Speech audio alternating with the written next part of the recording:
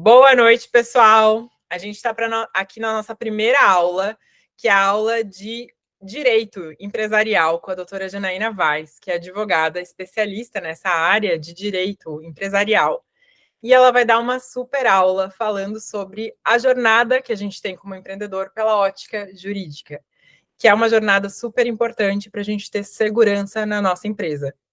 Então, essa aula, que se chama Proteção Jurídica, as dicas essenciais para sua empresa, vai ser ministrada por ela. Boa noite, Janaína. Pode iniciar aí a sua apresentação e falar aí um pouquinho sobre você e a gente vai iniciar a aula. Perfeito. Muito boa noite, Laura, boa noite, nossos queridos engenheiros que estão aqui assistindo a esta aula, né? Bom, o intuito dessa aula, como a Laura já falou, é realmente auxiliar os engenheiros empreendedores nessa jornada, né? Nessa jornada heróica, digamos assim, que é empreender. E ainda mais empreender num país que nos traz tantos desafios quanto o Brasil, né? Porque, claro, a gente sabe que existem países que já foram criados, já surgiram com essa cultura do empreendedorismo. Porém, infelizmente, o nosso querido Brasil não tem essa origem, né, empreendedora. Então, empreender, a atividade empresarial no Brasil, ela é relativamente nova, né, considerando os anos históricos, e é muito desafiadora. Então, junto com a Ágada Digital, com a iniciativa da Laura, nós preparamos aqui uma aula para vocês com os principais aspectos necessários para que vocês tenham conhecimento para que possam iniciar essa linda jornada do empreendedorismo com segurança jurídica e possibilidades de crescimento.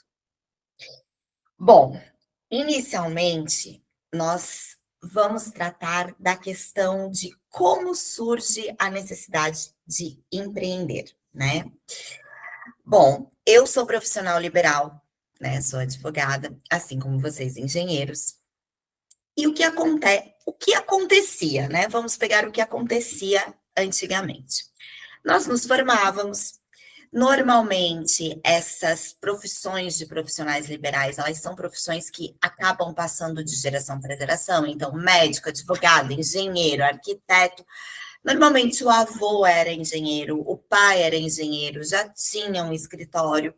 E aí você acaba seguindo a carreira por, enfim, exemplo, viu, admirou e acabava seguindo a carreira. Então, ia lá, se formava, saía da faculdade. E aí você teria dois caminhos. Ou você assumia o escritório que já era do seu pai, de engenharia, e passava a tocar ali os negócios, né? E continuava com os clientes que ele já tinha.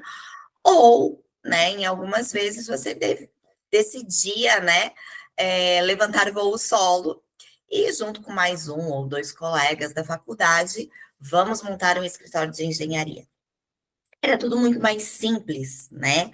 Antes da era da informação que nós vivemos. Por quê? As pessoas precisavam de um engenheiro para executar determinada obra, elas iam no escritório do engenheiro, contratavam e estava tudo ok. E as coisas funcionavam muito bem, e funcionaram muito bem por muito tempo dessa forma.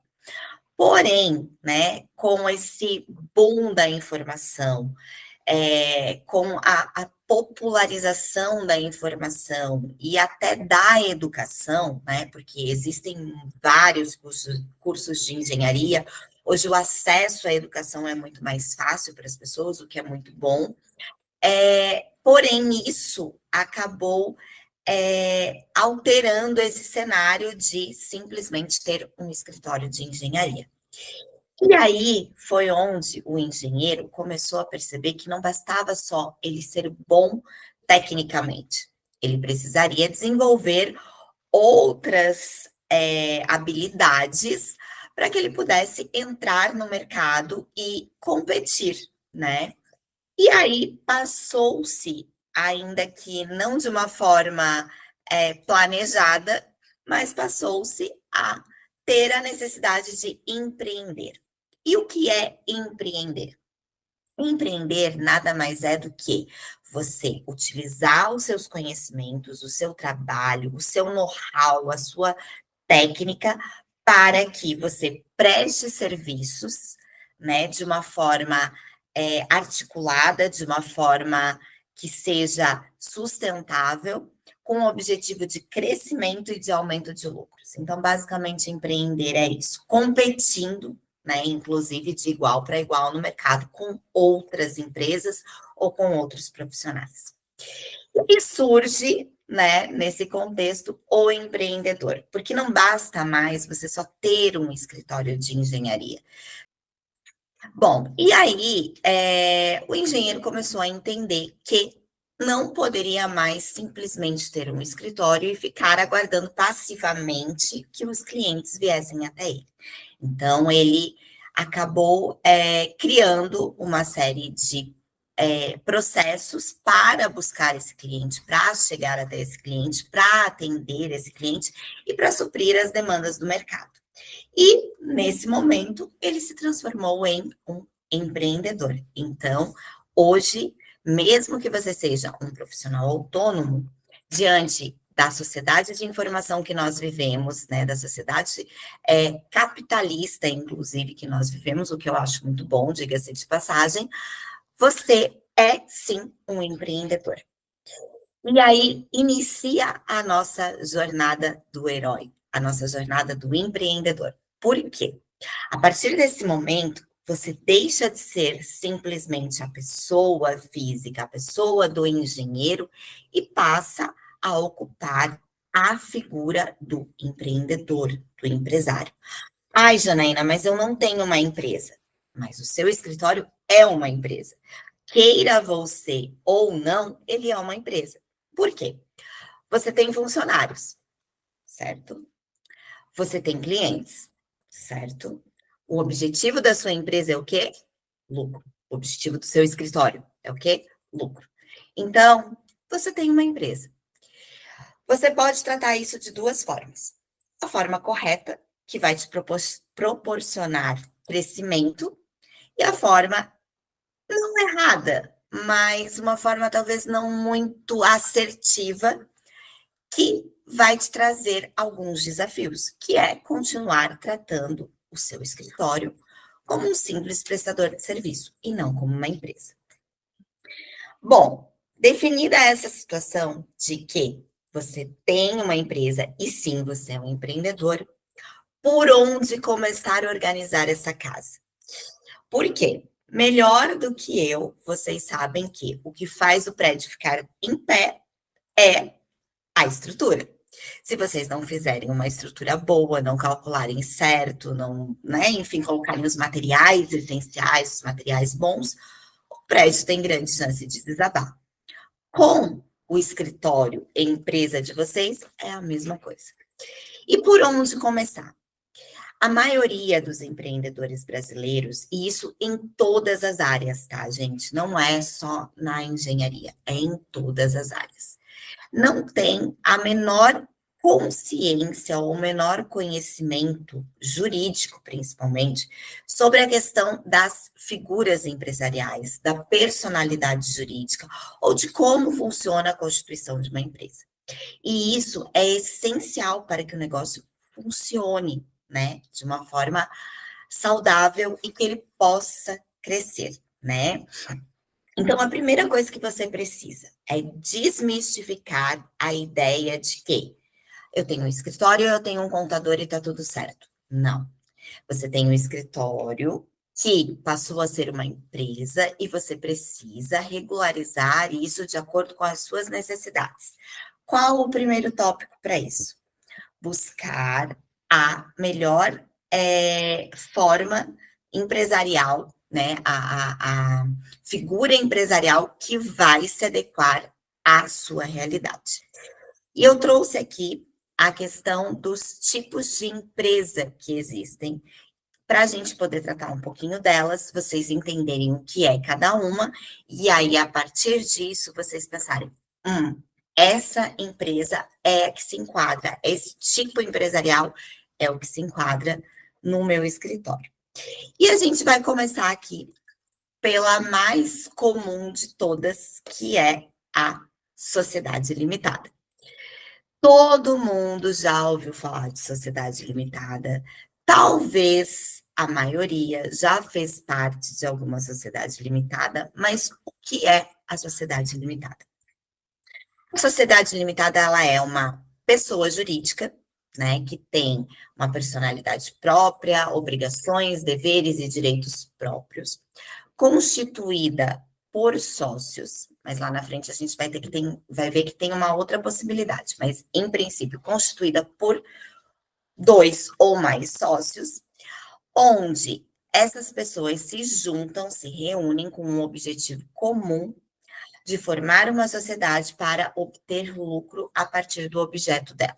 Então, no caso do escritório de engenharia, que é uma empresa e que vai ser uma empresa limitada, qual é o objeto? O objeto é desenvolver serviços no ramo de engenharia. Qual é o objetivo da empresa? Obtenção de lucro. Obtenção de lucro para a empresa, inicialmente, e a posteriori para os sócios, porque os lucros, né, depois serão divididos. Qual é a característica marcante da sociedade limitada? A questão da separação do patrimônio. Por quê? Quando você tem uma sociedade limitada, o patrimônio pessoal do sócio não se mistura com o patrimônio da empresa. Isso garante segurança jurídica, principalmente para o patrimônio do sócio. Ah, ele não responde por nada? Responde dentro da quantidade das suas cotas. Então, se você é sócio de uma empresa limitada no patamar de 10%, se existir um débito ou a empresa vier a falir, ou existir alguma situação que exija que o capital dessa empresa seja utilizado para o pagamento e esse capital não seja o suficiente, você responde por 10%, que é a quantidade da sua cota. Então, a sociedade limitada, ela é muito interessante e ela foi criada justamente para fazer essa separação da pessoa, do sócio do negócio, né? Porque assim, antes de se criar essa estrutura societária, normalmente era a pessoa que era a dona. Ela era a dona da empresa, a dona das dívidas e a dona do patrimônio dela. Então, era uma mistura, uma confusão patrimonial. A partir da criação da sociedade limitada, se fez essa separação, onde somente o sócio responde por aquilo que é equivalente às suas cotas, nada mais, né? Então, isso é a vantagem de vocês constituírem uma pessoa jurídica. Porque, eventualmente, numa questão de responsabilidade civil que a gente vai ver lá na frente, essa responsabilidade ela vai recair sobre quem? A pessoa jurídica, não sobre a pessoa física.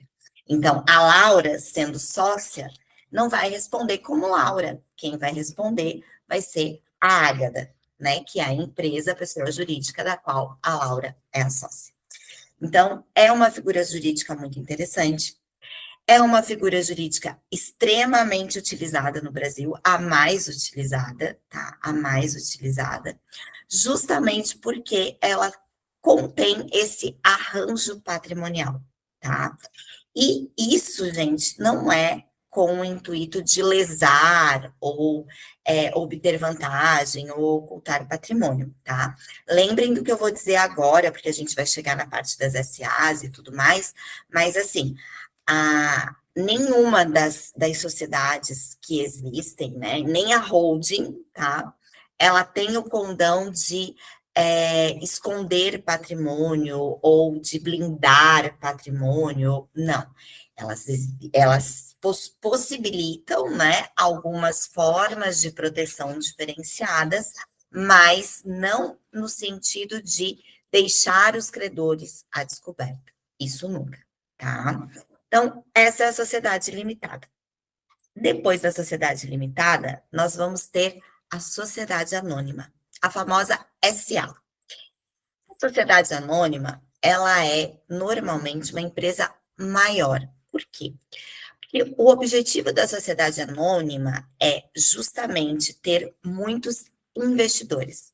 o objetivo da sociedade anônima é levantar capital. Então, assim, ela não quer saber quem é o investidor, quem é o acionista, quem colocou o dinheiro. Ela vai funcionar independente disso, porque ela vai ter um conselho, ela vai ter um corpo de diretores, ela vai ter uma administração física, porém, fixa. Porém, o dinheiro vem de investidores que não têm, na maioria das vezes, poder de mando. Vejam que poder de mando é uma coisa e poder de decisão é outra. Então, assim, os acionistas, eles têm direito a voto, eles têm direito a decisão, né? Eles têm direito a definirem os rumos da empresa, porém, eles não têm poder de mando, tá? Como funciona a sociedade anônima? Cada pessoa que é acionista contribui de acordo com o valor da ação. E isso é muito interessante contar a origem da sociedade anônima, né? Porque a sociedade anônima, ela surgiu na Europa na época das grandes navegações.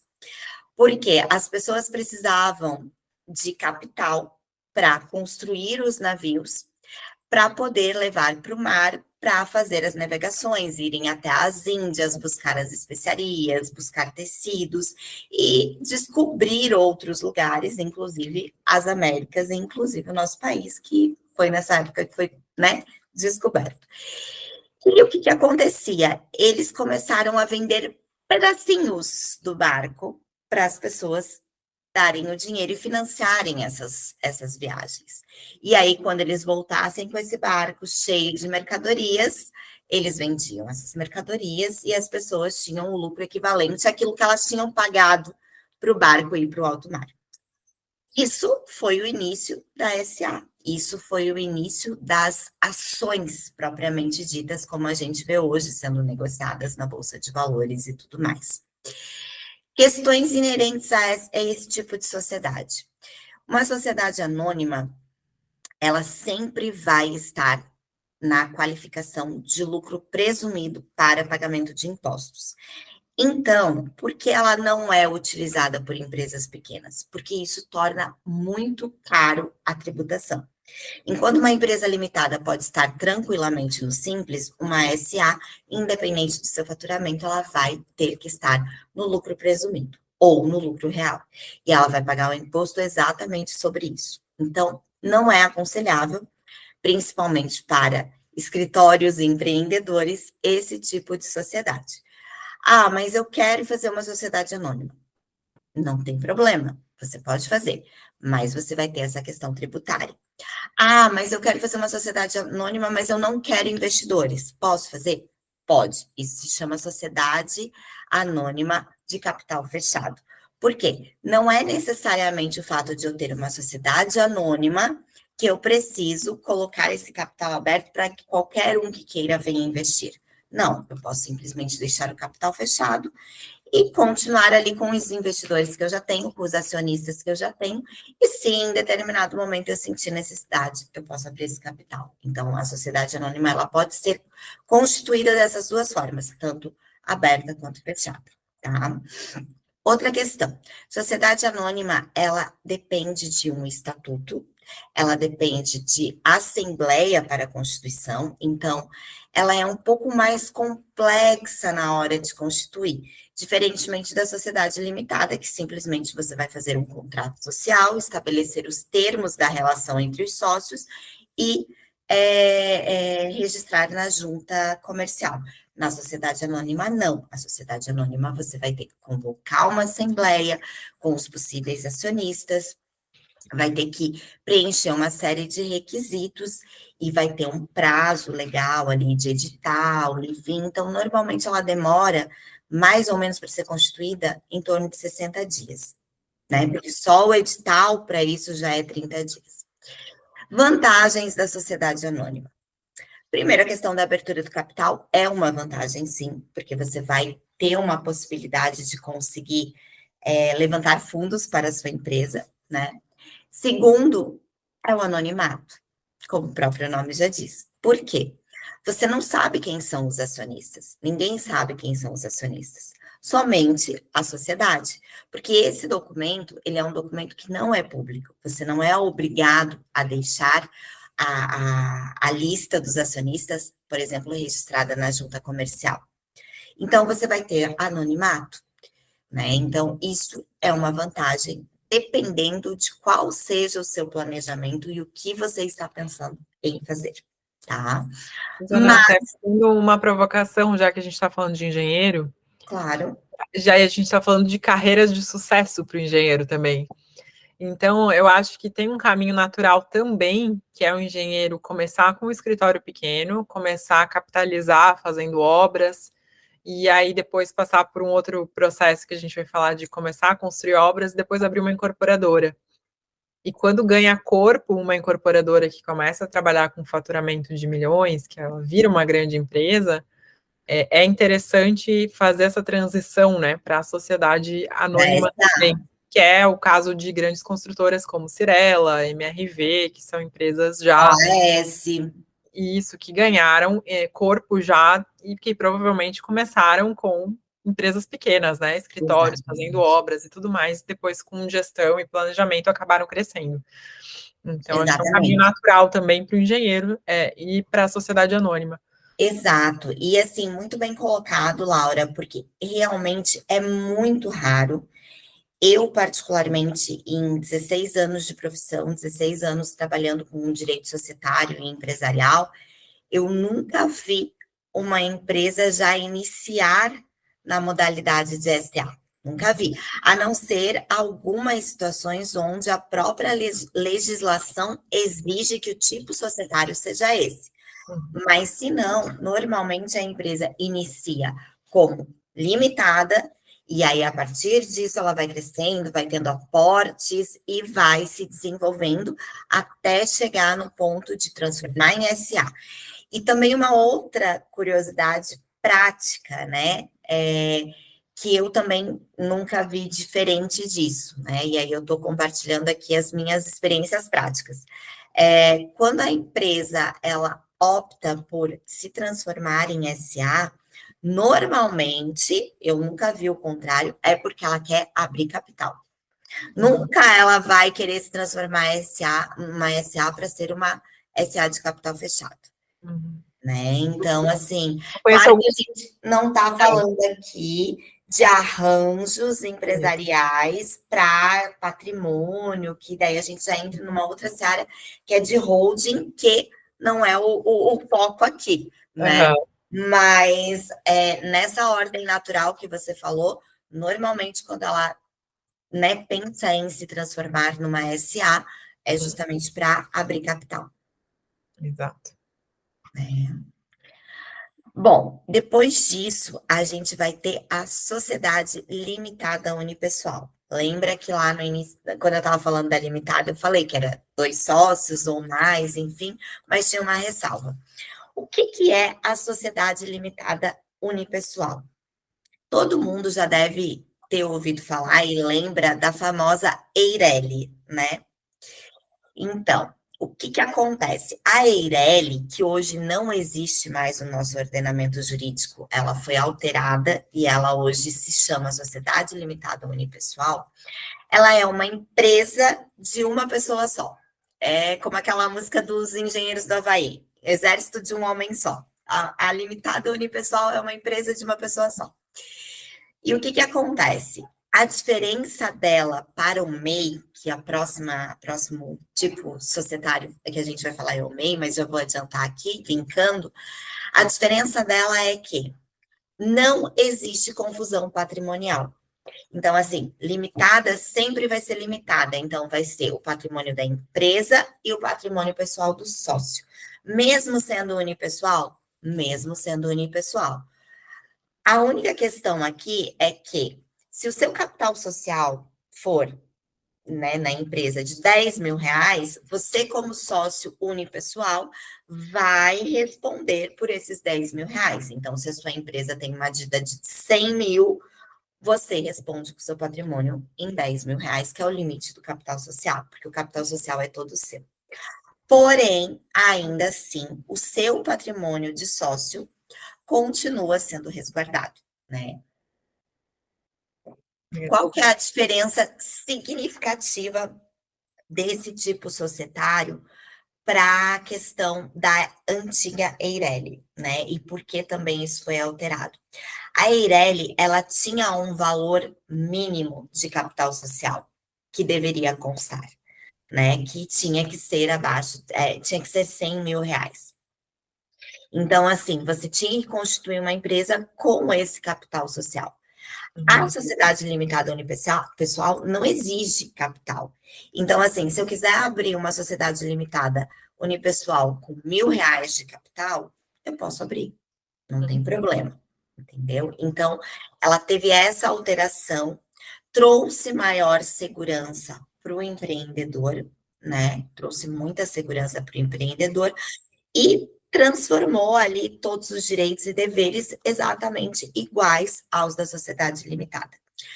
Particularmente, minha opinião pessoal sobre isso é de que essa alteração foi maravilhosa. Acho que a gente precisava, porque as regras da Eireli já eram obsoletas diante, assim, da evolução da nossa sociedade nessa questão de empreendedorismo. Então, eu sou super adepta da sociedade limitada unipessoal, acho super legal. Legal. Aí, nós vamos para o MEI, nosso querido MEI, que também é muito comum, né? O que acontece? Qual a diferença do MEI e da sociedade limitada unipessoal? As duas são empresas, são pessoas jurídicas que são constituídas por um único sócio, uma única pessoa. Acontece que quando trata de MEI, microempreendedor individual, a gente não tem a separação de pessoas. É tudo a mesma pessoa. A pessoa jurídica é a pessoa física, é a pessoa física é a pessoa jurídica, e fica tudo no mesmo balaio. Isso significa que os bens, o patrimônio da empresa e do sócio também é tudo a mesma coisa. Então, se a Laura é um MEI e a Laura tem um débito comigo, eu posso cobrar tanto da Laura MEI quanto da Laura pessoa física. E aí, obviamente, eu vou escolher cobrar daquele que eu sei que tem patrimônio, né? Então, assim, o MEI ele não traz segurança jurídica para a figura do empresário. Ele não traz, né? Porque a gente sempre tem que lembrar que a pessoa jurídica, ela é essencial ao negócio justamente para trazer essa proteção de que se aquele negócio, se aquela empresa não der certo, o empresário ele vai ter condições de continuar a sua vida e tentar um outro empreendimento e fazer outras coisas. Ele não vai destruir a sua vida patrimonial. Com o MEI, a gente não tem isso, tá? Uma outra questão também do MEI é que ele define um limite de faturamento anual. Então, é 81 mil reais por ano e ponto. Se você passar desse valor, automaticamente você não pode mais ser MEI. Aí você vai ter que constituir ou uma limitada unipessoal, ou uma limitada, ou uma SA, se for o caso, mas você vai ter que constituir outra empresa, tá? Porque você só pode ser MEI se você faturar 81 mil reais ano. Então, o valor é muito baixo, tá? A vantagem dele é contábil. A vantagem jurídica não tem. É melhor abrir uma limitada unipessoal nesse caso. Eu não sei nem se contábil é, tá? Te falando bem honestamente, porque o MEI e a limitada unipessoal vão estar no simples. Exato. Então, os dois vão estar dentro do simples. Não tem muita vantagem, né, contábil, tributária, né, no caso falando. Não tem, né? E você tem muito mais risco sendo MEI do que você sendo limitado unipessoal, né? Você, por exemplo, não pode fazer contratação de MEI. Você pode ter um funcionário só, se você for MEI, sabe? Então, assim, fica difícil até, né, sendo MEI, para você poder estruturar as políticas de governança e estruturar a sua empresa em si, né? Então, assim, o MEI normalmente é utilizado pelas pessoas assim. Ah, tem uma moça que faz bolo de pote, por exemplo, né?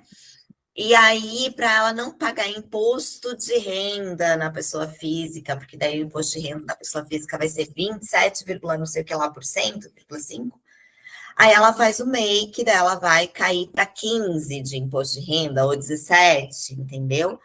Mas, assim, para quem quer empreender, para os nossos engenheiros, por exemplo, não faz sentido. Até porque, assim, eles também não vão ter esse faturamento anual. Eles vão superar esse faturamento anual.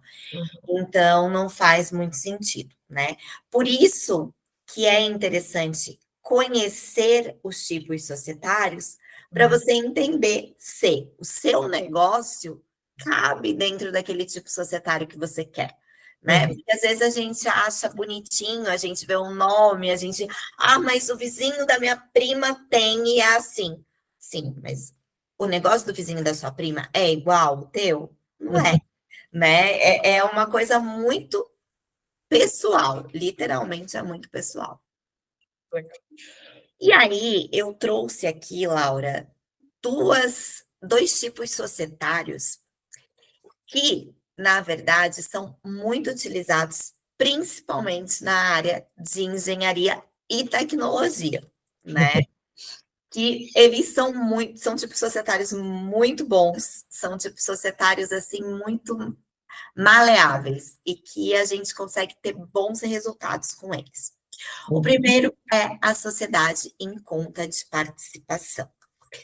A sociedade em conta de participação nada mais é do que uma união de esforços de determinadas pessoas que têm know-how, têm conhecimento técnico, com uma empresa que já existe. Essas pessoas, por algum motivo, não querem ou não podem ser contratadas como funcionários, né? Seja porque não querem, já têm um trabalho, seja porque é muito cara essa contratação para a empresa que existe, e aí se cria um arranjo societário, uma nova sociedade chamada Sociedade em Conta de Participação, onde essas pessoas vão entrar com o conhecimento técnico e a mão de obra, e a empresa entra com o capital. E aí eles formam uma pessoa jurídica, porém, essa pessoa jurídica, ela é totalmente dependente e está atrelada da sócia empresa, que se chama sócia ostensiva, né? Tentando facilitar essa compreensão. Eu, Janaína, tenho uma empresa A. A Laura, ela é ótima em desenvolver projetos de vendas. E eu quero que a Laura crie um projeto comercial para minha empresa e gerencie essa área comercial. Então, o que vai acontecer? Eu não posso contratar a Laura, porque a Laura vai me cobrar 50 mil reais mês, vai me custar 50 mil reais. Porém, se ela for minha sócia na SCP, a Laura vai ganhar ali seus 30 mil líquido, que é o que ela quer, e eu não vou ter mais 20 de impostos. Então, eu abro essa SCP, ela vai vir como sócia, né? E ela vai receber as participações dela mês a mês, não vai ter título de prolabore, não vai ter título de salário, mas ela vai estar recebendo a participação de lucros.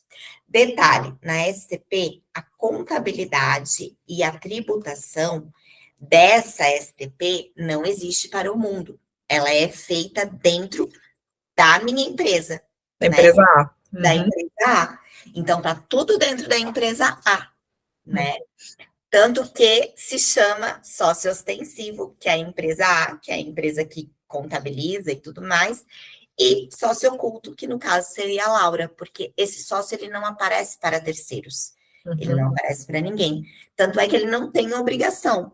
Se acontecer alguma coisa, se acontecer algum acidente, se acontecer uma cobrança, qualquer coisa, quem responde é a empresa A. O sócio oculto, ele não existe no mundo. Ele não existe e ele não tem responsabilidade. Isso é uma forma de contratação muito comum, principalmente nas empresas de tecnologia. Principalmente nas empresas de tecnologia, tá? Não é ilegal, não tem nada de errado, ela só é um arranjo societário, né? E que, se bem utilizado, com a orientação de profissionais especializados, com certeza dá super certo, tá? E a outra é a SPE, Sociedade com Propósito Específico, que com certeza vocês já estão cansados de saber o que é, né? Porque é muito comum no ramo da construção civil, a SPE, que é aquela empresa que é criada por um tempo para desenvolver determinado empreendimento imobiliário. Posso criar SPE para desenvolver outro empreendimento? Pode, você pode fazer uma SPE para aquilo que você quiser. Mas no nosso país, na nossa sociedade, ela é basicamente utilizada na construção civil. Então, é assim, aquela empresa que você cria para lançar um empreendimento imobiliário, condomínio X, e aí o condomínio X é dessa empresa, e aí os próprios compradores do condomínio vão financiando essa SPE quando compram um imóvel na planta, você vai pagando para a construtora. Na verdade, você está pagando para a SPE.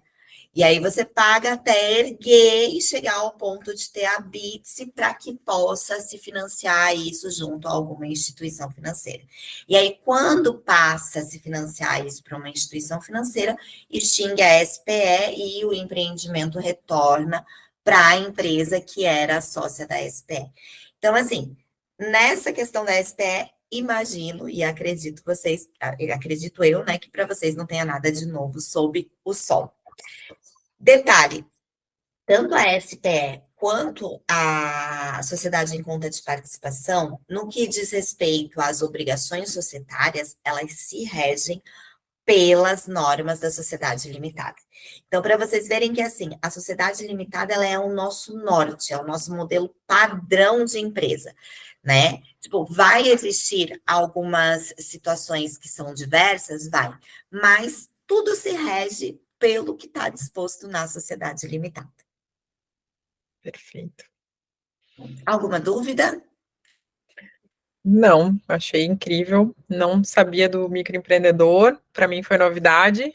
E essa parte da mistura de patrimônio e pessoa física, pessoa jurídica, e foi muito interessante. Gostei das pontuações. Legal. Bom, aí vocês já definiram, né, a questão do tipo societário, que foi o nosso primeiro passo da jornada do engenheiro empreendedor. Né? Vocês descobriram lá no início a necessidade, não dá mais para ser só um escritório, vamos empreender. Primeiro passo, qual é o meu tipo societário? Definir. Ok, vamos para o segundo passo da jornada, que é a constituição da empresa. E aqui a gente vai trazer duas questões que são muito faladas no dia a dia, mas que a maioria das pessoas não consegue compreender, que é o contrato social e o capital social. O contrato social, gente, eu tenho assim ó, um amor por contrato social. Eu tenho um amor por contrato social. Por quê? Se criou uma cultura, né, na nossa sociedade, de que quando você quer abrir uma empresa, você procura um contador e esse contador abre a empresa. Certo, legal. Até porque você tem que ter um registro, um cadastro na Receita Federal e quem faz isso é o contador, não é o advogado. Porém, o contrato social, gente, o contrato social, ele é a certidão de nascimento da sua empresa. Ele vai ditar as regras da sua empresa, ele vai ditar o norte da sociedade. Ele vai dizer se você e o seu sócio podem tirar férias 2 vezes por ano. Ele vai dizer se você e o seu sócio podem utilizar o nome da empresa para fazer alguma coisa em benefício próprio. O contrato social, ele vai dar o norte, as regras, e vai fazer com que o acordo que você fez com o seu sócio se materialize e seja cumprido e que a empresa funcione. E, além disso, ele é, como eu falei, a certidão de nascimento da empresa. Tipo, através do contrato social que a personalidade jurídica, ela se materializa, né? Então, a gente precisa ter muito cuidado com esse documento. Infelizmente, a nossa cultura não é nesse sentido.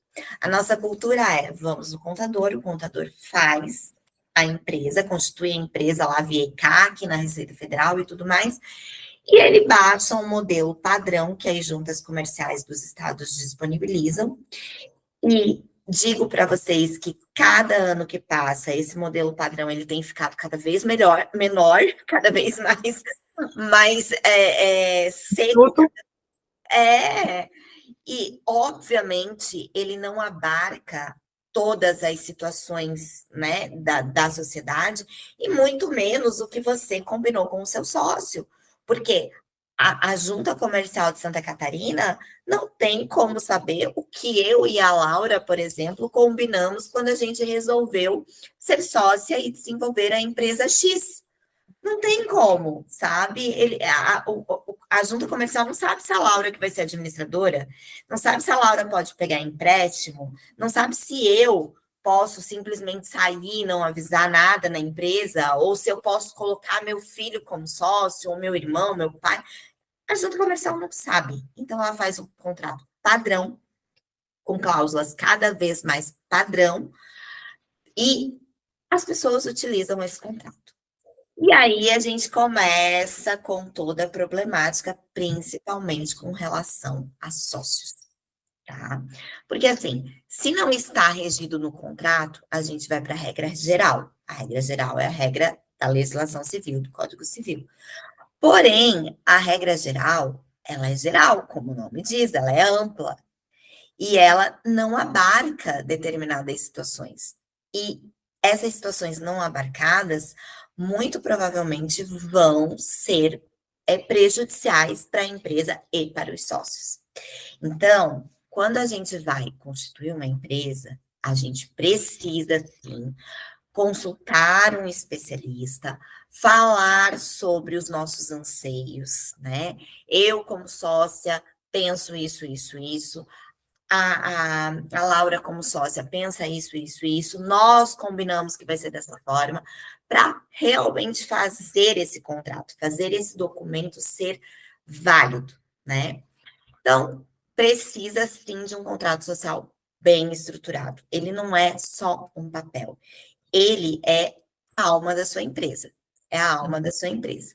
Então, assim, o contrato social ele tem que ser muito bem redigido, tem que traduzir aquilo que os sócios têm em mente, para que depois, claro, a gente sabe que pode sempre haver um embate, pode sempre haver situações que não estavam previstas, mas assim, o contrato social ele tem que prever o máximo de hipóteses possíveis, o máximo. Todas é impossível, mas o máximo possível para que a gente consiga evitar, né, maiores prejuízos. Outra questão é o capital social.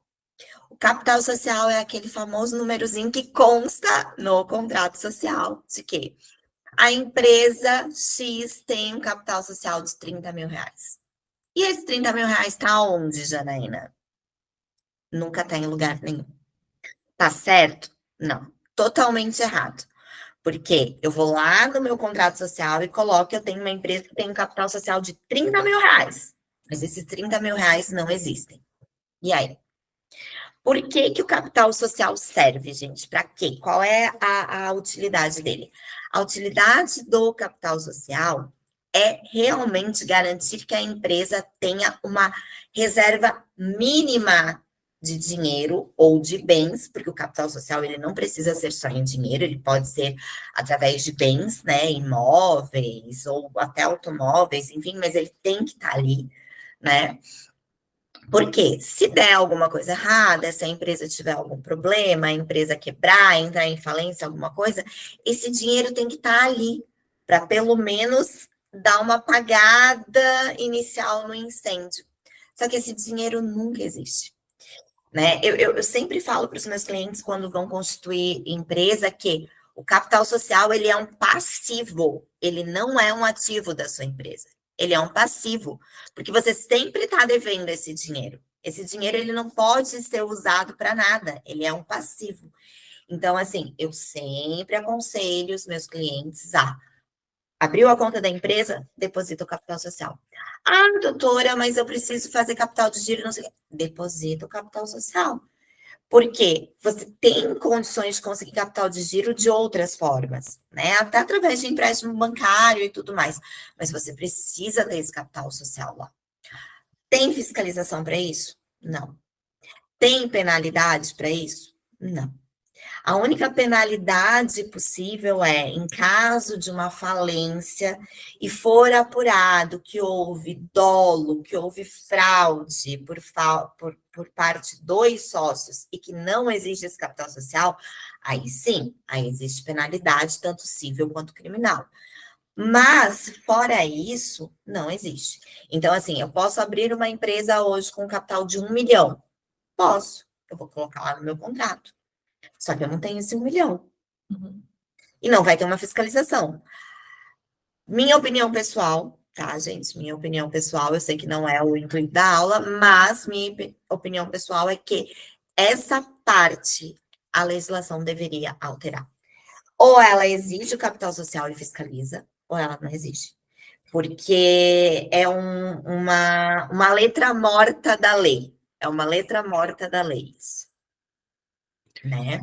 Jana, fazendo um comentário, um adendo, quando você faz um valuation da empresa, quando você estima o valor da empresa, essa cultura padrão de colocar ali R$ 1.000 de capital social, quando você olha pela ótica financeira, isso pode ser prejudicial, porque quando você faz o cálculo proporcional, né, um capital social que não equivale ao valor real da empresa, ou seja, R$ 1.000, né, depois que a empresa cresceu, pode ser prejudicial também nessa parte da avaliação da empresa. Certeza? Então, é um dos cuidados também para colocar o capital social naquele padrão de colocar lá R$ 1.000, só para dizer que tem um capital social também, ou alterar isso ao longo da jornada quando a empresa for crescendo. Acho que é Uhum. importante ter atenção a esse número também. Com certeza, com certeza.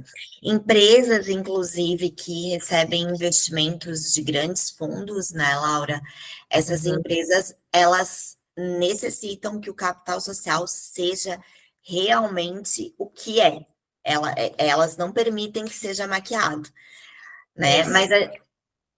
Pode falar.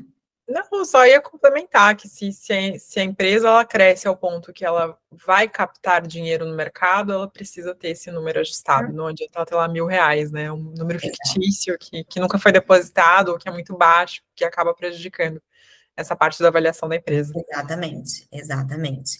E são detalhes que a maioria das pessoas desconhece ou não dá atenção. Uhum. Só vai realmente corrigir isso ou tratar disso de uma forma séria, digamos assim, quando é exigido para que tenha uma captação de investimento ou alguma coisa assim, senão, não. De novo, como contrato social, é uma questão cultural, sabe? E que a gente precisa começar a mudar, porque assim, o Brasil ele é um país que ele está em desenvolvimento, né, econômico e empresarial, a gente tem um potencial gigantesco de empreendimentos, empresas e tudo mais, e a gente tem que começar a se adequar a essa lógica mercantil, a essa lógica capitalista, porque senão fica realmente difícil, Perfeito. né? Bom, passamos então o nosso segundo passo da jornada e agora nós vamos para o terceiro passo. Já descobrimos que precisamos empreender, já descobrimos qual é o nosso tipo societário, já descobrimos como funciona o contrato social e o capital social. Nós já estamos ali com a nossa base prontinha, quase. Bem bonitinha, né? Como é A que gente já chama? chegou na superestrutura, já estamos ali na parte lá, quase chegando na estrutura já da edificação. Isso aí. Então, estamos indo muito bem até aqui. E aí nós chegamos numa questão chamada governança corporativa, tá? O termo governança corporativa, ele é um termo relativamente recente, né? Antigamente a gente tratava de organização, enfim, vários outros termos. Mas há alguns anos surgiu a governança corporativa. Eu, particularmente, gosto muito desse termo, porque eu acho que ele abarca muitas situações que são essenciais, né, ao dia a dia do empreendedor, e eu acho que ele funciona muito bem. Mas vamos lá, o que é governança corporativa? Governança corporativa, ele pode ser definido, né, como um conjunto de boas práticas, né, que levam a sua empresa a ter um crescimento estruturado e um crescimento que vai se sustentar. Que boas práticas são essas? Bom, posso citar inúmeras situações, mas a gente pode começar com boas práticas com relação aos sócios, ao tratamento dos sócios, transparência nas informações, boas práticas com os clientes, no sentido de atender, oferecer e entregar aquilo que você ofereceu, né? Entregar aquilo que você se comprometeu. Contratação, né, de colaboradores de formas corretas, a fim de evitar eventuais ações trabalhistas, ou até mesmo o desgaste emocional dos seus colaboradores, né? São realmente políticas de gestão que visam facilitar o dia a dia, reduzir custos, né? Minimizar ruídos internos nas instituições, porque assim, é uma realidade, gente. Infelizmente, quando a nossa empresa ela começa a crescer, começa a ter mais pessoas, os ruídos vão aumentando, né? Porque é difícil gerir pessoas. Então, boas práticas também de gestão de pessoas, isso faz com que o seu negócio cresça, né? Porque assim, as pessoas elas são movidas à paixão. Se elas são apaixonadas pelo seu negócio, pela sua ideia, pelo seu ambiente, porque um ambiente saudável também move as pessoas, o seu negócio vai decolar. Agora, se elas não têm essa paixão, não adianta. E você pode trocar de funcionário toda hora. Se ele não for apaixonado pela sua ideia, se ele não for apaixonado pelo seu negócio, se ele não admirar isso tudo, e principalmente não admirar você como líder, o seu negócio não vai. Não adianta. Ele não vai trabalhar, ele vai trabalhar ali pelo salário, ele vai fazer o mínimo do mínimo. Então, assim, a governança, ela é esse conjunto de fatores que faz com que a sua empresa tenha um bom funcionamento e que ela atenda também uma função social, não só a questão do lucro, óbvio. A gente trabalha por lucro, né, gente? Ninguém aqui trabalha de graça. Eu quero que meu escritório de engenharia cresça, quero montar uma construtora e tal. Por quê? Porque eu quero ter mais lucro, ok? Mas além disso, tem uma função social, porque existem várias pessoas envolvidas, várias vidas envolvidas, vários sonhos envolvidos ali. Então, tudo isso faz parte da questão da governança corporativa.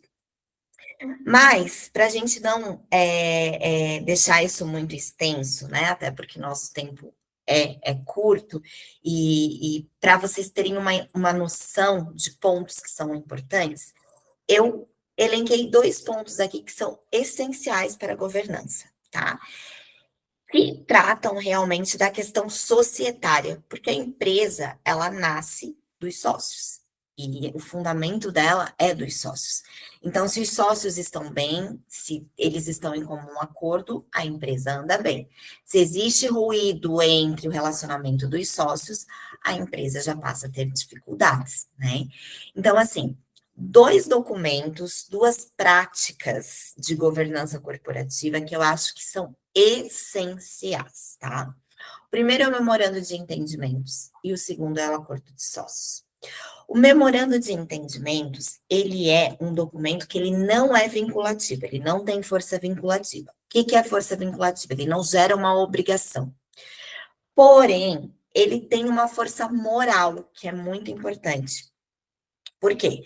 Se eu coloquei para a Laura num memorando de entendimentos que quando a gente constituir a nossa empresa, na quarta-feira nós vamos usar rosa, vai estar registrado que eu falei isso. Então, quando a gente constituir a empresa, a Laura vai vir e vai me perguntar: Janaína, quarta-feira você está usando roxo, não era rosa? Não, mas eu quero usar roxo. Não, mas lembra no memorando que está aqui que você falou? Entendeu? Então, assim, por uma questão moral, não que eu tenha essa obrigatoriedade contratual, mas por uma questão moral, eu vou falar assim, poxa, eu falei isso, eu não posso voltar atrás na minha palavra, né? Então, ele traz uma certa segurança para uma realização de negócio futuro, né? E ele serve, por exemplo, voltamos lá no início, né? Quando você saiu da faculdade, vamos montar um escritório, chamou um amigo da faculdade, mais um amigo da faculdade, vamos montar um escritório. Vamos. Mas a gente ainda não vai constituir pessoa jurídica, a gente não vai alugar casa ainda, cada um vai trabalhar na sua casa, enfim. Tá, mas vamos colocar no papel o que, que a gente espera dessa sociedade? Ah, vamos. Então, daqui 6 meses a gente vai constituir o CNPJ. Daqui 1 ano a gente vai alugar uma sala em tal lugar. A participação vai ser assim, assim, sabe? Ou seja, o memorando de entendimentos, o nome ele já é um pouco autoexplicativo, mas é justamente isso. Ele é um pré-contrato, onde vocês estabelecem ali as expectativas e aquilo que vocês pensam em colocar em prática quando o contrato for formalizado. Isso é muito importante, gente, e falo isso assim, ó, com propriedade, porque eu já tive situações em que eu fiz o memorando de entendimentos, a sociedade não vingou e depois não houve briga, não houve discussão, sabe? Envolvia financeiro, mas estava ali no memorando de entendimentos. Tinha força de lei? Tinha força vinculante? Não tinha. Mas na hora de sentar para fazer uma reunião com as partes e tentar compor e falar assim: olha, fulano, a gente tem aqui que vocês combinaram isso. Então vamos resolver dessa forma, tal, tal. Não, vamos, tá aí, a gente falou, a gente combinou. Não tem aquela coisa, nunca falei isso. Não, não acho dessa forma. Então, eu acho que assim, quando se inicia ou quando se tem a pretensão de iniciar uma sociedade, a primeira coisa é sentar com as partes, se possível, inclusive, com um advogado especialista, para que ele intermedie isso e já vá traduzindo isso para um patamar mais formal, né? E que vocês coloquem tudo isso no memorando de entendimentos, para que depois não fique nada do tipo, ah, não falei isso? Não, nunca disse isso. Não, isso não existe. Né? Então, eu acho que é essencial. Passado o memorando de entendimentos, criamos a empresa, constituiu o contrato social, né? Você foi lá, procurou seu advogado societário, ele foi lá e colocou no contrato social praticamente todas as situações que poderiam ser previstas, né? Pois bem, depois disso, qual é o próximo passo? Acordo de sócios, gente. Acordo de sócios. Por quê? Mesmo estando lá especificado no contrato, tudo certinho, ainda existem situações que vão surgindo com o dia a dia da sociedade. E você não vai mudar o seu contrato social a cada mês porque surgiu uma situação diferente. Não, você vai fazer um acordo de sócios. E aí você vai colocar lá. Eu e a Laura somos sócias, a Laura não pode ir no banco sem a minha autorização. Ou sem que eu saiba que ela vá no banco, ou ela não pode ir no banco sozinha. É um exemplo bem esdrúxulo, tá, gente? Mas vai estar lá no acordo de sócios isso. Mas é importante, né? O quanto um sócio pode endividar a empresa contratando Exato, um evento, por exemplo. exato, exato. Tem que ter um limite financeiro, inclusive, para cada um não sair fazendo o que bem entende. Então, acho que é importante. Aí, Laura, foi até importante você falar isso, voltando um pouquinho atrás no outro item, que era do contrato social. Uhum. Eu nunca deixo que os meus clientes façam um contrato social onde todos os sócios podem administrar isoladamente ou em conjunto. Não. Vira bagunça, porque assim, onde todo mundo manda, ninguém manda, sabe? Então, assim, eu sempre estabeleço quem administra o quê, quem decide o quê, quem manda o quê e qual a decisão que tem que ser em colegiado. Né? Porque essa questão do isoladamente ou em conjunto é o padrão da junta comercial. Só que aí você pode ir lá e fazer um contrato, e eu posso chegar, aí você chega e fala, ah, contratei, sei lá, contratou um 80 mil em dívida para um evento.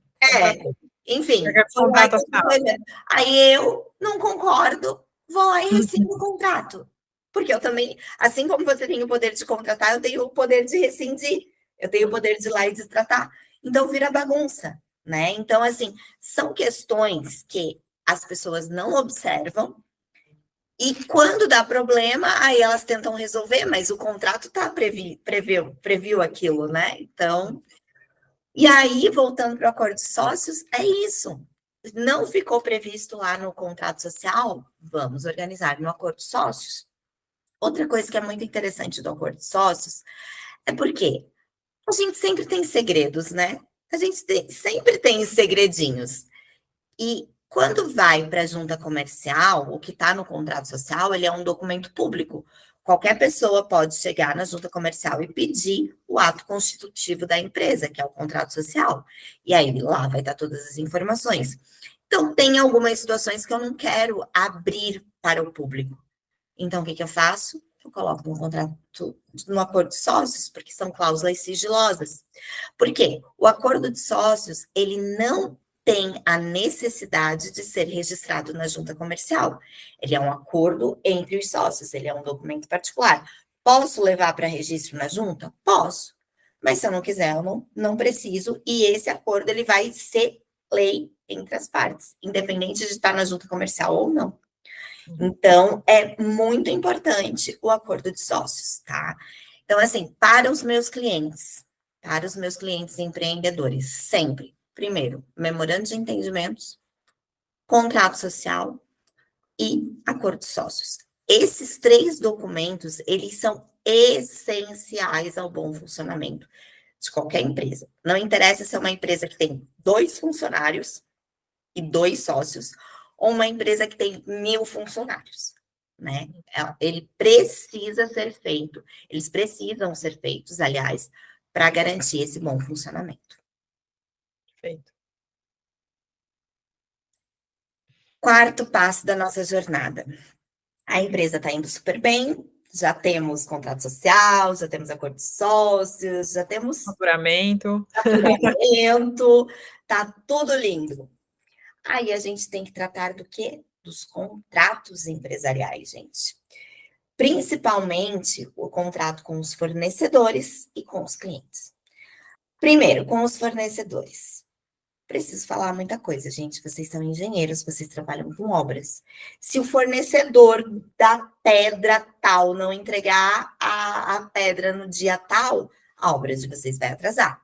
E, consequentemente, vocês vão atrasar para o cliente. E o cliente não vai gostar e vai, enfim, vai virar uma bola de neve. Então, assim, contrato com o fornecedor é essencial. Ah, mas eu sempre compro do seu João ali na esquina, nunca deu problema. Nunca deu, mas um dia pode dar. Então, assim, contrato com especificação de entrega, prazo, quem vai entregar, como vai entregar, penalidade de multa se não entregar na data, né? Forma de pagamento, inclusive. Então, assim, tem que constar, sabe? Tem que constar. Aquela história do combinado não sai caro é a maior verdade da vida. É a maior verdade da vida. Então, assim, por mais que às vezes aconteçam imprevistos, né? E a gente sabe que isso acontece, a gente tem que tentar evitar ao máximo isso contratualmente, para que a gente se assegure de que isso não vai ser prejudicial para os nossos negócios. Porque se seu João atrasa, vocês vão atrasar com o cliente de vocês vai falar mal para outras pessoas e assim vai, e não vai ser legal. Então, contrato com fornecedores é muito importante. Ah, mas a gente não vai fazer contrato porque ele entrega e eu pago, é mais fácil. Faz contrato, começa a fazer contrato, começa a estabelecer essa rotina. Isso também, gente, é uma prática de governança, né? É uma boa prática, é uma rotina de segurança para sua empresa, tá? Contrato de prestação de serviços com os clientes. Outra coisa que é essencial. Ah, mas eu tenho RT, eu tenho projeto. Não, você tem que fazer um contrato bem especificado, onde inclusive vai estar ali a sua responsabilidade sobre os fornecedores, né? Tipo assim, vai estar nesse contrato de prestação de serviços que se seu João não entregar, você não pode ser penalizado por isso, porque a culpa não é sua, é do seu João, né? Enfim, Cada contrato desse, gente, ele tem que ser feito de acordo com a realidade da empresa de vocês, do escritório de vocês, né? Então, assim, mas eu peguei um modelo no Google, né? Não, muitas pessoas acabam indo atrás de modelos, porque, como eu falei, a gente tem uma facilidade no acesso à informação. Não está errado, gente. Com certeza não vai ser um modelo errado, mas provavelmente vai ser um modelo que não condiz com a realidade daquilo que você está contratando, porque é um modelo, é um padrão. Então, assim, gasta um pouquinho mais, mas Ele consulta. não vai dar proteção jurídica, né, Jana? Ele Não, vai ser um contrato, você vai ter um documento jurídico, né, um isso. instrumento jurídico, mas Você vai ele ter não uma vai te prova. proteger de nada, ele não vai, de algumas coisas talvez, mas ele não vai ser Isso, efetivo se você precisar utilizar. isso. Ele vai ser uma prova da relação jurídica, mas ele não vai te salvaguardar. Por quê? Porque ele é genérico. Uhum. Ele é genérico, então, assim, não vale a pena.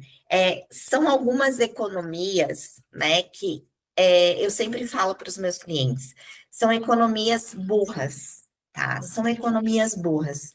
Por quê? Você evita consultar um profissional que vai poder te dar o pacote completo e te resguardar, e que você vai pagar um pouquinho mais caro, mas quando vem o problema por causa de um contrato assim genérico, você vai ter um problema gigantesco. Às vezes você vai gastar muito mais. E, além disso, às vezes não tem como solucionar o problema, né? Porque uma coisa é você antecipar e evitar que ele aconteça. Outra coisa é você remediar quando ele acontece, né? Que a gente vai chegar lá no final nessa questão da prevenção, mas é basicamente isso. Então, assim, não peguem contratos padrão, não peguem contratos modelo, não peguem um modelo que o seu primo usa no escritório dele, porque aquele modelo faz sentido para o escritório dele, não para o seu, né? Não faz sentido para o seu cliente, até porque cada um também tem um perfil de cliente. Então, é essencial, sim, que seja desenvolvido um modelo específico para você, e dependendo, arrisco a dizer, até para cada tipo de obra, para cada tipo de serviço, porque são situações diferentes. Principalmente, né, a questão de obra, que tem aí intempéries, tem questões que fogem realmente do controle humano, né? Então, tem que ser um contrato muito bem amarrado. Inclusive isso, né, de não ser cobrado por uma multa se o tempo não colaborou e você não conseguiu, atrasou a obra, né, por exemplo. Você Exato, programou para entregar no mês de setembro e só vai conseguir entregar em janeiro, porque choveu o ano inteiro. Então, realmente são coisas que fogem do controle na construção civil. exato, exato. Que já é, né, por si só, já é uma obrigação de risco, né, por causa dessas situações. Então, precisa sim estar bem amarrado. Exato. Então, vamos lá, quinto.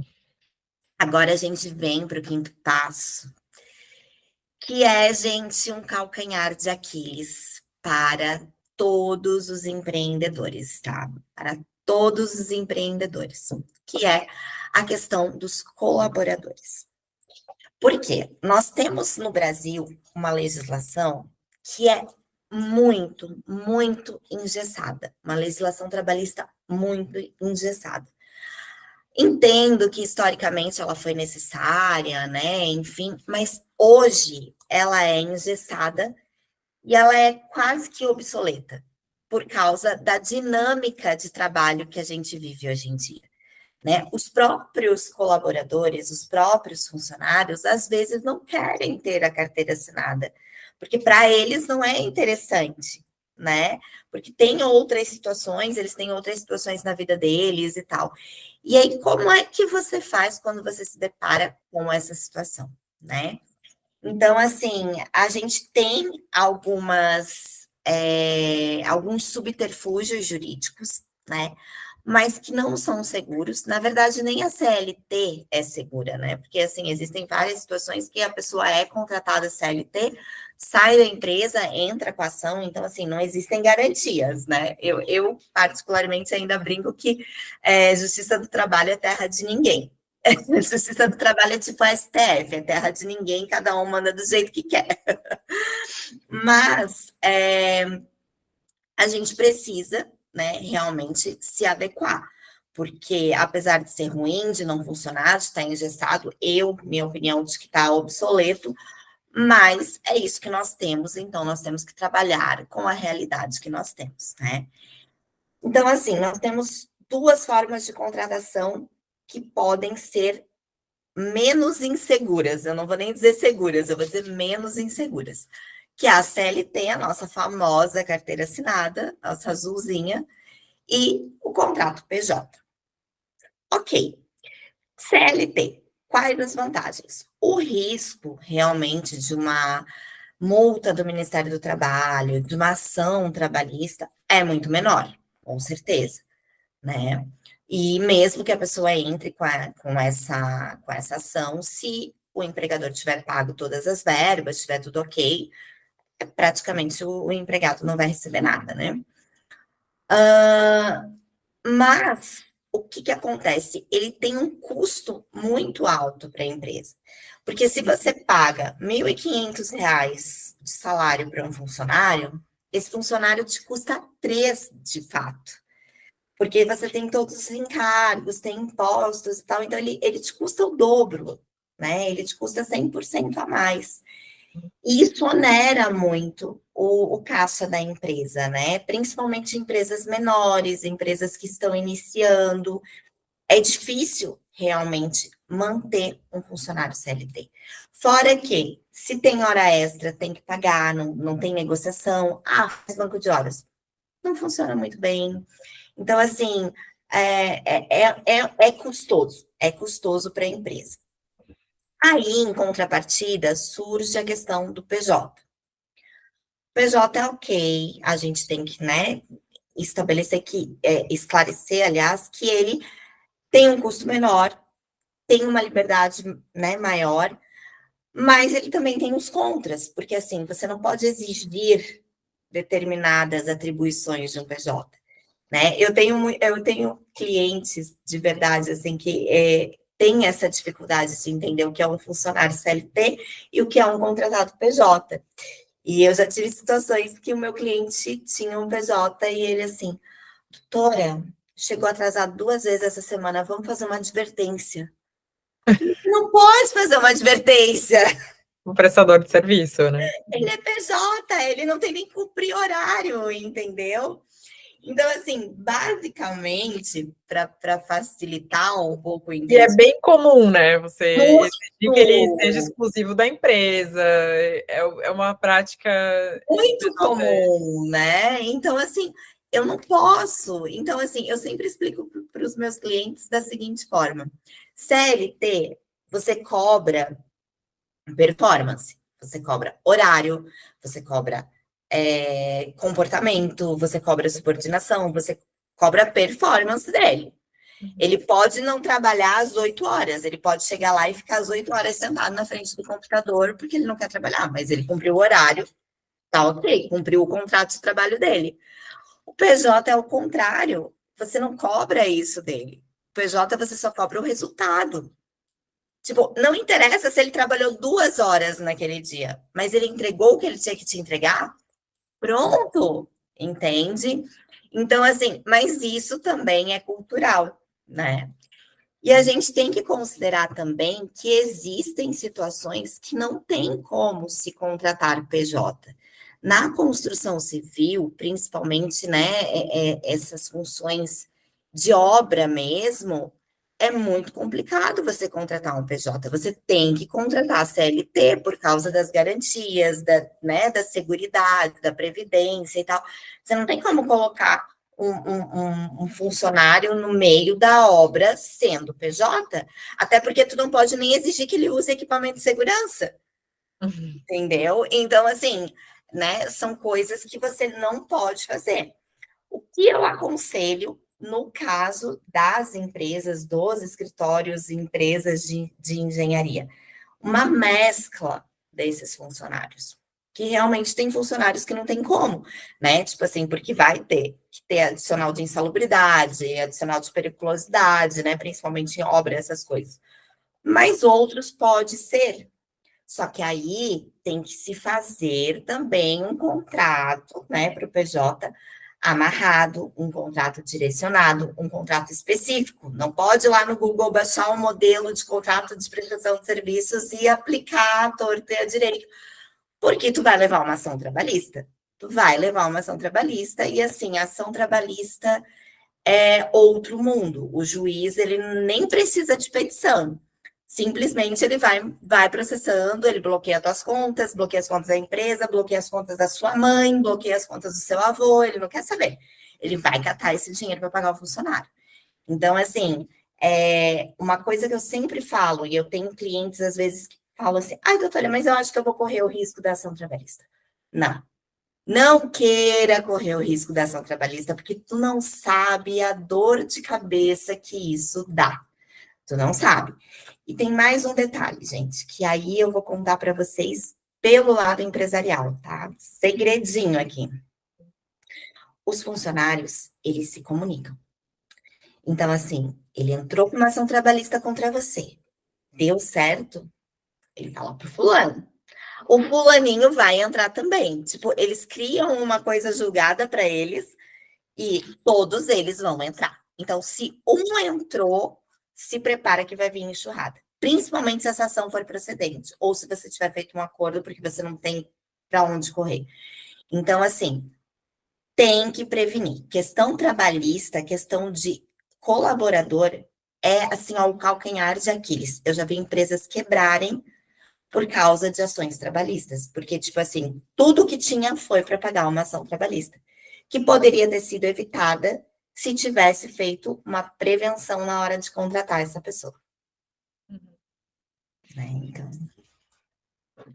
o que é um problema quando a empresa começa a crescer também, né? E não tem acordo de sócios e cresceu de uma forma desestruturada, porque se outro setor contratou de forma errada e você, como sócia, não está sabendo disso, isso também pode pesar aí na sua vida, né? Então pode exatamente. respingar em Aí a você. gente vem para a questão da governança. Por que a governança é importante? Porque está tudo alinhado e o sócio está Amarrado. sabendo como é que a empresa está andando. Né? Exatamente. Vamos para a responsabilidade civil, o medo do engenheiro. Bom, o nosso sexto passo, a gente já passou por tudo isso, já contratamos funcionários, já está tudo certo. Agora a gente tem as responsabilidades. Bom, o engenheiro, ele, além de ter a responsabilidade civil como empresário, né? Nesse caso, e a responsabilidade perante o consumidor, ele também vai ter outra responsabilidade, que é a responsabilidade decorrente da técnica, né? Da anotação de responsabilidade técnica, que é a responsabilidade do engenheiro em si, que inclusive até o próprio estatuto de vocês prevê, né? Mas, assim, com relação primeiro à responsabilidade civil, que seria a responsabilidade do empresário, do engenheiro empreendedor, do nosso empreendedor. Existem no direito civil, existem dois tipos de responsabilidade: a responsabilidade subjetiva e a responsabilidade objetiva. A responsabilidade subjetiva é aquela que depende de culpa, né? Depende da demonstração de culpa. Então, tem esse copo aqui, derrubei, quebrei. Ah, por que eu derrubei o copo? Porque eu sou desastrada, então eu tenho que pagar, a culpa foi minha, né? Então eu tenho que pagar. Isso é a responsabilidade subjetiva. Ou seja, eu só respondo se ficar comprovado de que eu contribuí para esse dano, que a culpa do dano foi minha. Essa é a subjetiva. A objetiva, por outro norte, ela é a responsabilidade inerente à tua conduta. Então, não interessa se foi culpa tua, se você contribuiu, se você não contribuiu, aconteceu o dano, você é obrigado a reparar. O direito civil brasileiro, e principalmente o Código de Defesa do Consumidor, ele adota a teoria da responsabilidade objetiva para empresas. Então, é o risco do negócio, né? Tipo, se deu errado, não interessa se eu contribuir para dar errado ou não. Eu vou ter que pagar, porque a minha responsabilidade ela é objetiva. Então, presume-se que já está intrínseco no valor que eu cobro dos meus serviços, tipo a salvaguarda para eventualmente cobrir algum dano, né? Então, assim, é muito importante saber disso, tá? Porque se der alguma coisa errada nos seus serviços, você é responsável. Não interessa se a culpa foi da areia do seu João que veio molhada. A responsabilidade é tua. Depois você pode se acertar lá com o seu João, numa ação regressiva, alguma coisa assim.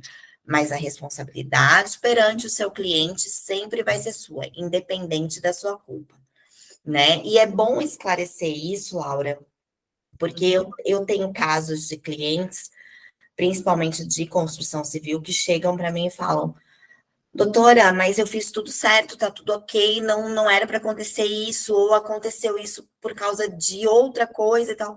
Não interessa, a responsabilidade é tua. Mas como não interessa? Porque tem que falar para o juiz, porque não tem. Infelizmente, não tem. A responsabilidade é sua. Tanto é que, assim, existem seguros, né? Existem vários subterfúgios justamente por causa dessa determinação da nossa legislação de que a responsabilidade, ela é o objetivo. Então, assim, sempre que tiver algum problema, a responsabilidade é tua. Não interessa se você foi culpado, a responsabilidade é tua. Tá? Isso civilmente. É decorrente da responsabilidade da RT. A responsabilidade contratual, tá? Que é aquela por realmente cumprir com o que está no contrato. Então, contratou para erguer um prédio de 3 andares, eu vou erguer um prédio de 3 andares, responsabilidade contratual. Responsabilidade pelos materiais. Então, assim, decorre do vínculo da ART que você tem responsabilidade pelos materiais que você utiliza. Aí a gente pega, por exemplo, aquele prédio lá do Rio de Janeiro, eu acho que era do Sérgio Maia, né? Que ele fez com a areia da praia, que daí depois desabou e tal. Isso é responsabilidade pelos materiais, porque ele não usou o material adequado. Adequado. Uhum. Então, ele responde. Responsabilidade por danos a terceiro. Estou construindo um prédio e começou a rachar a casa do vizinho. Isso é bem comum, tá, gente? Eu já tive várias ações nesse sentido. Começou a rachar a casa do vizinho, rachou a piscina do vizinho. Essa responsabilidade é minha. É minha, decorrente da anotação da responsabilidade técnica. Essas responsabilidades, só para esclarecer, elas são decorrentes do estatuto de vocês, tá? Do estatuto da engenharia. Uhum. É isso, responsabilidade pelos materiais e responsabilidade por danos a terceiros. Então, são essas, além, é claro, da responsabilidade pela obra ali no prazo dos 5 anos, né? Que vocês sabem que existe. Mas, para ficar claro, essas são as responsabilidades do empresário e do engenheiro. Perfeito. Tá? Essa é, acho que é uma das responsabilidades mais batidas e que todo profissional, pelo menos na universidade, é muito bem colocado. Então, todo profissional que entra no mercado, eu acho muito difícil não ter o entendimento dessa responsabilidade em relação ao mercado de trabalho. Então, esse entendimento, eu creio que está bem absorvido já, não tem um problema cultural com Isso é bom, isso é ótimo. Eu acho muito bom. Porque, assim, a gente sabe que alguns danos, eles não têm como não acontecer, né? Então, mas a gente saber que isso é nossa responsabilidade ajuda a gente poder, pelo menos, tentar controlar ou tentar minimizar, ou pelo menos se precaver para corrigir esses danos, né? Porque não tem nada pior do que você ser pego de surpresa. Com certeza. Né? Bom, e aí chegamos no 7º passo da nossa jornada, que é a questão da consultoria jurídica e da automação de processos. Bom, como eu falei lá no início, né? A gente tem inúmeras situações no dia a dia, quando vai empreender, né? Existem muitos desafios. E culturalmente, o empreendedor brasileiro, e aí eu não estou tratando só de engenheiros, né? Porque eu trabalho com empreendedores de diversas áreas, mas tem a cultura de esperar o problema aparecer para que a gente possa resolver. Claro que de um tempo para cá, de uns 4 anos para cá, depois da pandemia, a pandemia foi realmente ali um divisor de águas nesse quesito. Mas, assim, período pós-pandemia começou a mudar, as pessoas já procurando se precaver, procurando evitar determinados problemas, né? Porque com a pandemia foi possível verificar que nem sempre é possível apagar o incêndio, né? Não tem, às vezes não tem como apagar um incêndio, não tem como minimizar os danos, não tem como suprimir, estancar aquilo que tá sangrando, né? Mas ainda existe uma resistência, né? E eu sempre trato com os meus clientes nesse sentido, de que você precisa ter uma consultoria jurídica, né? Você não tem um contador para cuidar da sua contabilidade? Tenho. Ele não cuida todo mês? Sim. Então, você também tem que ter uma consultoria jurídica todo mês para cuidar disso, para te ajudar, porque você não sabe, não tem conhecimento técnico, né? Você é muito bom no seu know-how, né, cuidando da sua empresa, mas essa questão burocrática tu não consegue administrar sozinho. Então, você precisa de alguém que te auxilie, né? Até para você também estar com a cabeça mais livre, para você focar no que realmente importa, que é o teu negócio, o teu crescimento. Então, é essencial você fazer uma consultoria preventiva. E essa consultoria, ela realmente se inicia lá quando você inicia a sua empresa. Por isso, a nossa jornada é uma jornada. Então, quando você toma a atitude de iniciar, de começar a empreender, de começar a sua empresa, você tem que buscar uma consultoria para que ela te ajude a desenvolver aquilo que você precisa e, em paralelo, ajude a reduzir riscos, reduzir prejuízos, para que você consiga crescer, respirar, né? E focar realmente no que precisa, que é o desenvolvimento da sua empresa. Aliado a isso, uma coisa que eu venho percebendo já também, principalmente no período pós-pandêmico, é a necessidade de automação, de criação de processos internos, mas que facilitem, né, o dia a dia da empresa. E como que se faz isso?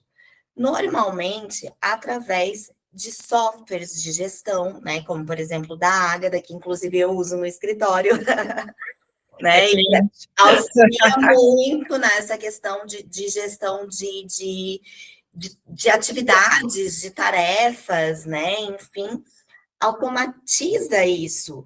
E com isso tu ganha tempo, porque afinal de contas você não precisa se preocupar com a tua estrutura jurídica, porque ela já está pronta e tem ali alguém que, olha, tô com esse problema, como é que faz? Você só manda ali, a pessoa já te traz a solução. E também a questão da automação, né? Do processo interno ali, que você vai clicar lá e você vai ver, bom, foi assim, assim, assado. Mas quanto tempo eu gastei para fazer determinada tarefa? Será que eu consigo fazer em menos? Quanto isso me custou? Porque tempo é dinheiro, né? Todo mundo sabe que tempo é dinheiro. Então, assim, se eu levo 1 hora para fazer determinada tarefa, vai me custar tanto. Agora, se eu levo meia hora, vai reduzir meu custo, E né? esse é um ponto importante, vou fazer um gancho com o que eu sempre falo, e até o meu bordão, que é indicador não é enfeite. Para o Verdade. engenheiro é extremamente importante saber o quanto ele gasta de horas em cada tarefa. Por quê?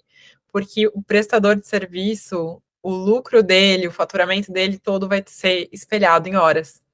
Então, é essencial entender quantas horas é gasto em cada atividade. Isso é essencial. Por isso que eu sempre falo. Como é que você vai saber disso se você não tem processos delimitados e Exato. softwares ou aplicativos, enfim, né? Alguma coisa que consiga contabilizar isso. Porque nós, humanamente, não conseguimos fazer isso assim de uma forma muito simples, né? Uhum. Então, assim, é um investimento. É um investimento. Eu sempre falo para os meus clientes: vocês têm que investir em tecnologias que facilitem o dia a dia, né? E assim, gente, eu sou advogada. Eu sou advogada e eu utilizo muito da tecnologia no meu dia a dia, né? Inteligência artificial, programas, né, de organização de tarefas, a Ágada, inclusive, né, que a Laura até me cedeu gentilmente ali, e a gente está fazendo um teste, está ficando muito bom.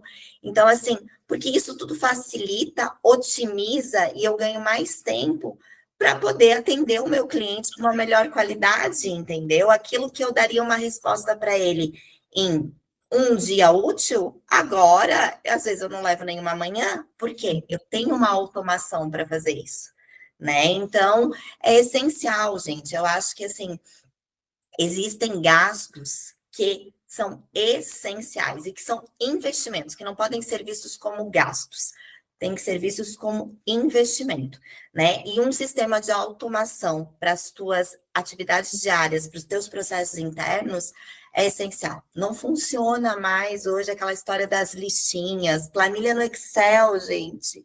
Não tem como, porque você tem que parar para alimentar aquilo ali te toma um tempo que você poderia estar fazendo outra coisa, você poderia estar vendendo outro projeto para outro cliente, entendeu? Mas não, você está ali alimentando a planilha do Excel.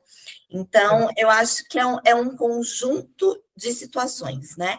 É você ter uma estrutura boa, ter uma consultoria preventiva no sentido jurídico, de governança, para você saber para onde correr, e ter o operacional muito bem feito através desses sistemas de gestão. Eu acho que com isso você consegue, assim, ó, tá muito na frente da maioria das pessoas. Exatamente.